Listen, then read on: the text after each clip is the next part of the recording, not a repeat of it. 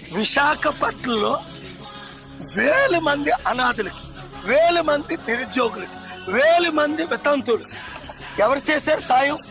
అప్పుడు చెప్పుకోలేదు. 40 లక్షల మందికి చేసి చెప్పుకోలేదు. సంవత్సరానికి 2 డబ్బు పట్టి పంపు పెట్టి ఎవరు అభివృద్ధి చేశారు? కానీ ఇది 1%. 100 రోజుల్లో విశాఖని మీరు చూస్తారు. అభివృద్ధి అంటే ఏంటో ఫస్ట్ అందరికీ ఉచిత వైద్యం ఒక కార్డు ఇస్తా.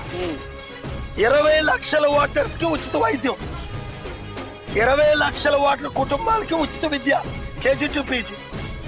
7 నియోజకవర్గాల్లో ఒక హాస్పిటల్ కట్టేస్తాను, యూనివర్సిటీ ఇక్కడ కట్టాను కదా. తెలంగాణ 1200 ఎకరాల్లో కట్టాను.